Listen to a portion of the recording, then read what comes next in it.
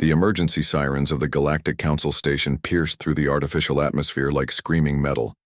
Admiral Zixthara's forearms trembled as she stared at the massive display screen before her. What she saw there defied everything. She thought she knew about warfare in the galaxy. A single ship hung in the void beyond their station. But this was no ordinary vessel. The human battleship stretched nearly 2 kilometers from bow to stern, its dark hull bristling with weapons that seemed to bend light around them. Strange energy patterns danced across its surface like living fire. "Impossible," whispered Chancellor, Fron, his crystalline form flickering with nervous energy. The humans were supposed to be a primitive species. They barely discovered faster-than-light travel 50 years ago. Admiral Zixthara's mandibles clicked in distress. She had fought in 3 galactic wars. She had seen the mighty Corvin dreadnoughts that could crack planets. She had witnessed the elegant Solari warships that moved like deadly dancers through space. But nothing had prepared her for this. The human ship simply existed. It didn't move with the graceful flow of advanced alien technology. Instead, it hung there with brutal mechanical precision. Every line of its construction screamed of raw power and ruthless engineering. This was not a ship built for exploration or diplomacy. This was a weapon built for one purpose: destruction. "Admiral," her communications officer called out, his voice cracking with fear. "The humans are requesting permission to dock." "Requesting?" Chancellor Vron's voice rose an octave. "They brought a weapons platform to a diplomatic station and they're requesting permission?" Admiral Zixthara forced herself to think clearly. The Galactic Council had summoned the humans here for what should have been a simple first contact ceremony. Earth was supposed to send a small diplomatic vessel with perhaps a dozen representatives. Instead, they had sent this monster. "What kind of weapons are those?" she asked her tactical officer. Lieutenant Korak's scales had turned, a sickly yellow color. I don't know, Admiral. Our sensors can't identify the technology. The energy readings are unlike anything in our databases." The massive human ship began to move. It didn't accelerate smoothly like proper spacecraft should. Instead, it simply started moving, as if the laws of physics were merely suggestions it chose to follow. Blue flames erupted from engines that seemed too small to push something so massive. "They're heading for Docking Bay 7, reported the navigation officer.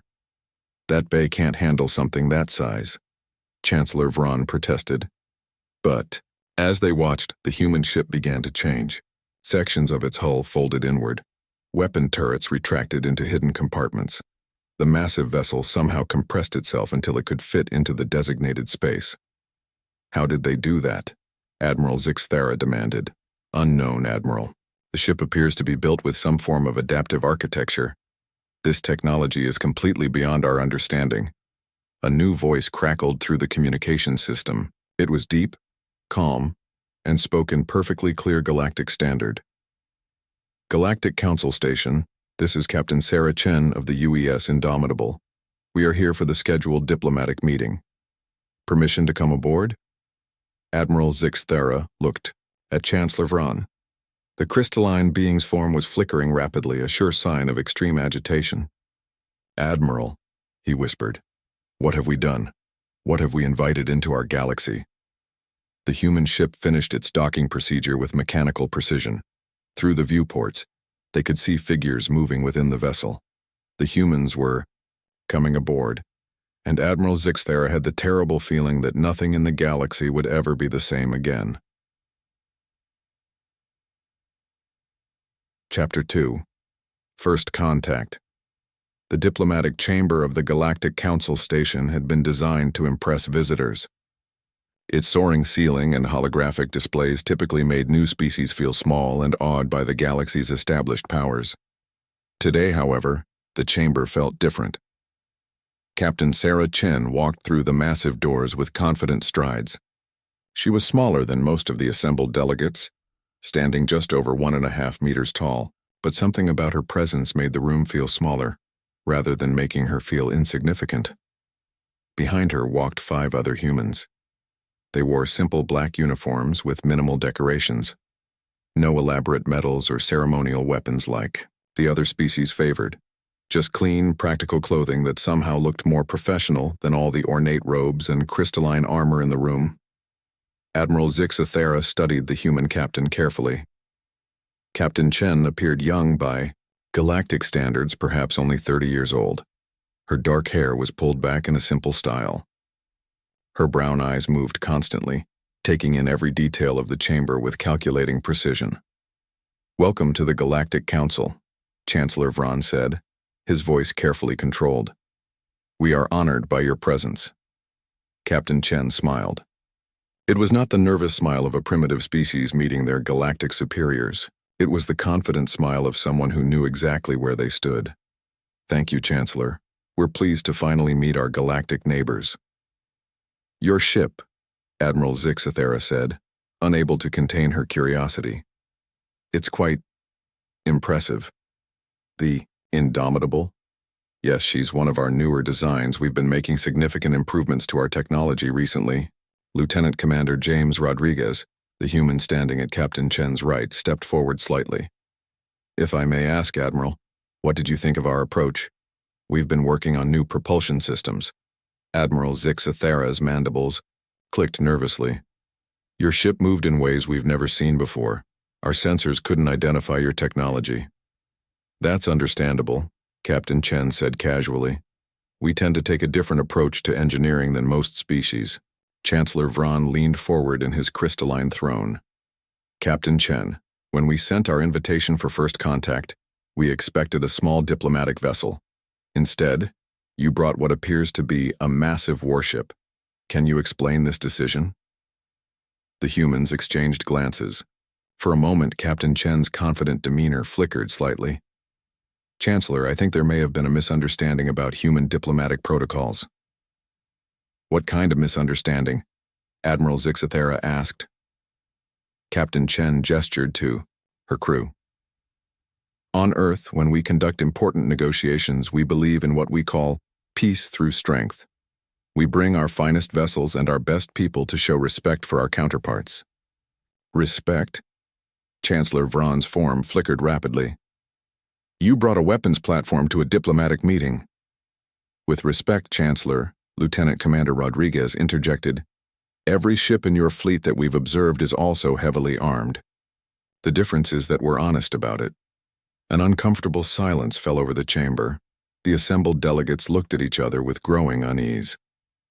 Ambassador Quilnara of the Hegemony spoke for the first time. Her serpentine form coiled elegantly as she addressed the humans. "Captain Chen, our intelligence suggests that your species only achieved interstellar travel 50 years ago. How do you explain the advanced technology we've observed?" Captain Chen's smile returned, but now it had a sharp edge. "Ambassador, humans have a saying, necessity is the mother of invention. When we realized we weren't alone in the galaxy, we became very motivated to catch up quickly." "Catch up?" Admiral Zixathera repeated. "Well, yes. Our initial analysis of galactic civilization suggested that military technology had stagnated somewhat. Most species seemed to have settled into comfortable patterns of warfare. We saw room for improvement." The implications of those words hit the chamber like a physical blow. Several delegates began speaking at once, their voices rising in alarm. "Are you saying," Chancellor Vron's voice cut through the noise, "that you developed superior military technology specifically to challenge the existing galactic order?" Captain Chen held up a hand. "Not to challenge, Chancellor, to participate as equals." She walked to the center of the chamber, her crew flanking her. "We studied your histories, your wars, your technologies.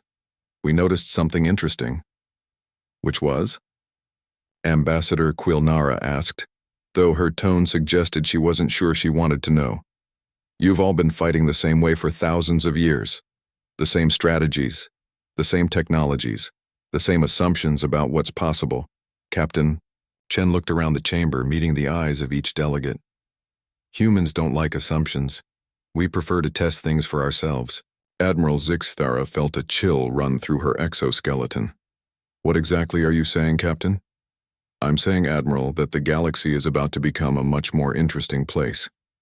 The diplomatic chamber fell silent except for the hum of the station's life support systems. Every delegate stared at the small group of humans standing confidently in their midst. And for the first time in their long careers, the leaders of the Galactic Council began to wonder if they had made a terrible mistake. Chapter 3. Demonstrations XIO. War room deep within the Galactic Council station buzzed with tense activity. Every major military leader in the galaxy had been summoned for an emergency session. Holographic displays showed tactical analyses of the human battleship, though most of the data remained frustratingly incomplete. Admiral Zixathara paced around the central display table, her 4 arms gesturing emphatically "I" as she spoke. 3 days. They've been docked for 3 days and our sensors still can't penetrate their hull composition. Whatever they're using for armor plating, it's beyond our current understanding. General Thok of the Corvin Empire slammed, a massive fist on the table. Then we test it the traditional way. Combat trials are standard procedure for new species joining the galactic community. Combat trials against what? Asked Fleet Admiral Senna of the Solari Confederation. Her elegant form flickered with concern. Our preliminary scans suggest that single ship could engage an entire battle fleet. Chancellor Vron's crystalline form pulsed with agitated energy. The humans requested permission to demonstrate their defensive capabilities. They want to show us what their ship can do. And you agreed? General Thok roared. We need to know what we're dealing with. Admiral Zixathara replied. If the humans represent a threat to galactic stability, we need to understand the scope of that threat. The chamber's main screen flickered to life, showing Captain Chen's face. Good morning, military leaders of the Galactic Council. I understand. You'd like to see a demonstration of our capabilities. Captain Chen, Admiral Zixathara replied. We've arranged for a standard combat evaluation. 3 of our training vessels will conduct simulated attacks on your ship. Captain Chen's smile was patient, almost amused. Admiral, with respect, I don't think your training vessels would provide a meaningful test. General Thok's face darkened. Are you insulting the Corvin military human? Not at all, General. I'm simply suggesting that you might want to use something more substantial. Fleet Admiral Senna leaned forward. What exactly are you proposing, Captain? Use your finest warships, your most advanced vessels. Show us what the galaxy's military might looks like when it's serious. The military leaders exchanged shocked glances. No species had ever made such a request during first contact. Captain, Chancellor Vron interjected, combat demonstrations are meant to be ceremonial. No one actually tries to destroy the other vessel. Of course not, Chancellor. But if you're going to evaluate our capabilities, shouldn't you use the best tools available? Admiral Zixathara made a decision that would haunt her for years to come. Very well, Captain. We'll assemble a proper test fleet. 2 hours later, the space around the Galactic Council station swarmed with activity. The combined fleet of the galactic powers had assembled, 12 of the most advanced warships ever built. Each vessel represented centuries of technological development and military experience. The human battleship Indomitable sat motionless in the center of the formation, looking almost small compared to some of the massive alien vessels surrounding it. Test fleet, this is Admiral Zixathara. Begin the demonstration. The Corvin Dreadnought Worldbreaker opened fire first. Massive energy beams that could melt asteroids lanced out toward the human ship. But instead of striking their target, the beams simply stopped. They hung in space for a moment before dissipating harmlessly. Impossible, General Thok whispered. The Solari vessels attacked next, their elegant forms dancing through space as they fired precision energy weapons from multiple angles. Again, the attacks simply failed to reach their target. Captain Chen, Admiral Zixathara called over the communication system. What kind of defensive technology are you using? Oh, this is just basic shielding, Admiral. We haven't even activated our primary defense systems yet. The human ship began to move, but it didn't accelerate gradually like normal spacecraft. Instead, it simply appeared in a different location, as if it had stepped sideways through space itself. Teleportation? Fleet Admiral Senna gasped. Not exactly, Captain Chen's voice replied. We prefer to think of it as creative navigation. The Indomitable appeared behind the hegemony battlecruiser. For a terrifying moment, everyone thought the humans were about to open fire. Instead, they simply sat there. We've disabled your weapon systems, Captain Chen announced calmly. That's impossible, Ambassador Quilnara hissed. Our ships are hardened against electronic warfare. Well, yes. Against electronic warfare as you understand it. One by one, the human ship appeared next to each vessel in the test fleet. And one by one, those vessels found their weapon systems mysteriously offline. How? Admiral Zixathera demanded. Humans have a talent for finding new solutions to old problems, Admiral. Your ships are very impressive, but they're designed to fight enemies who think the same way you do. The Indomitable returned to its original position at the center of the formation. Now, would you like to see what happens when we stop being polite? Before anyone could respond, the human ship changed. Its hull began to unfold like a deadly flower. Weapon ports opened across its surface, made not dozens but hundreds. Energy began to build around the vessel, creating a visible distortion in space itself. This is the UES Indomitable at full combat readiness, Captain Chen announced. Her voice remained calm, but there was steel beneath the politeness. Would you like us to demonstrate our offensive capabilities as well? Every military leader in the war room stared at the display in stunned silence. The human ship had transformed from an impressive vessel into something that looked like it could crack planets. I think, Chancellor Vron said quietly, we've seen enough. The human ship's weapons powered down, and its hull folded back into its original configuration. Excellent. We'll return to our docking bay now. Thank you for the demonstration opportunity. As the human ship moved away, Admiral Zixathera realized that everything had changed. The galactic balance of power that had existed for millennia had just been shattered by a species that had barely learned to leave their home system. What do we do now? Fleet Admiral Senna asked quietly. Admiral Zixathera stared at the retreating human vessel. I honestly don't know. Riker Chapter 4, The New Reality. The emergency session of the Galactic Council convened at midnight, station time. For the first time in over a century, every major power in the galaxy was represented. The great chamber hummed with nervous energy, as delegates whispered among themselves, trying to process what they had witnessed. Chancellor Vron stood at the center of the assembly, his crystalline form flickering with barely controlled anxiety. Fellow beings of the Council, we face an unprecedented situation. The humans have demonstrated capabilities that exceed our current understanding of what's possible. They've demonstrated the ability to make us all obsolete, General Thok growled. The massive Corvin's usual bravado had evaporated after watching his finest warship reduced to helplessness in seconds. Ambassador Quilnara's serpentine form coiled tightly around her speaking platform. The question is not what they can do. The question is what they want to do, and what they want us to do about it, added Fleet Admiral Senna. A new voice cut through the murmur of conversation. If I may. Every head turned as Captain Chen entered the chamber. She walked alone this time, her crew remaining aboard their ship. But her solitary presence somehow seemed more intimidating than an entire army. Captain Chen, Chancellor Vron, said carefully, this is a closed session of the Council. Yes, I know.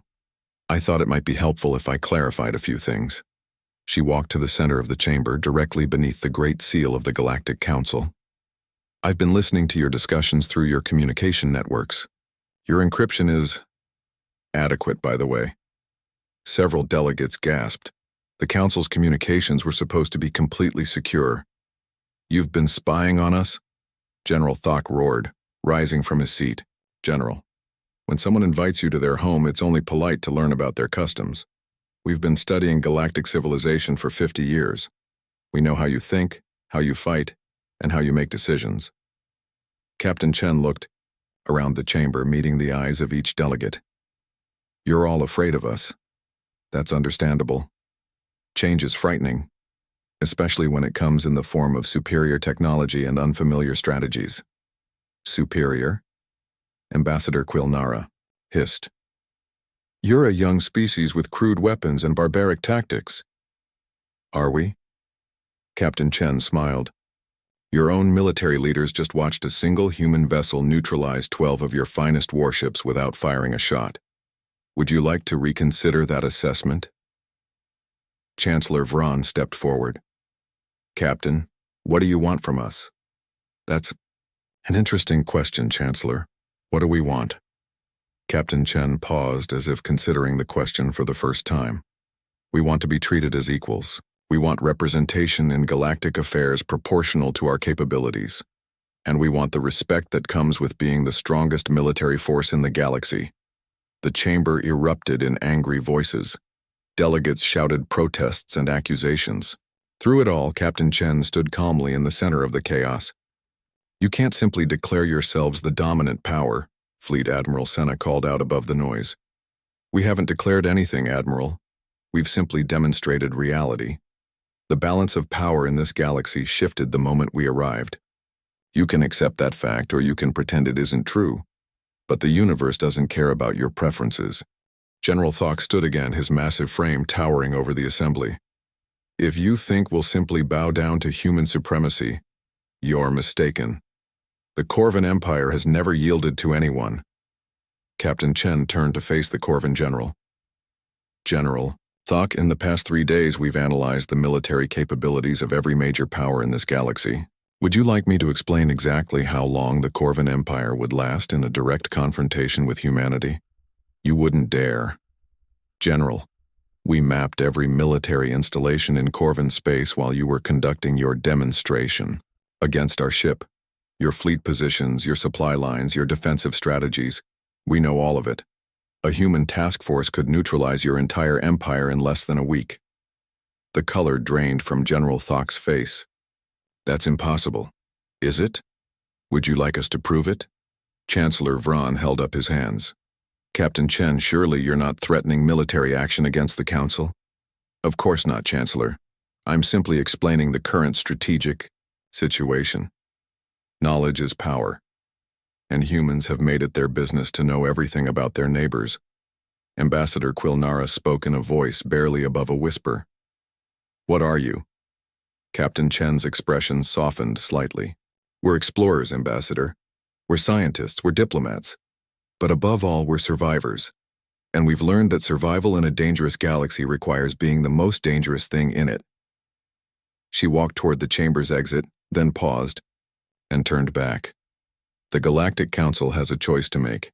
You can accept humanity as an equal partner in galactic affairs, or you can try to maintain the old order. But understand this. The old order is over. The only question is whether the new order will be built through cooperation or conquest. The massive doors of the chamber closed behind her, leaving the assembled delegates in stunned silence.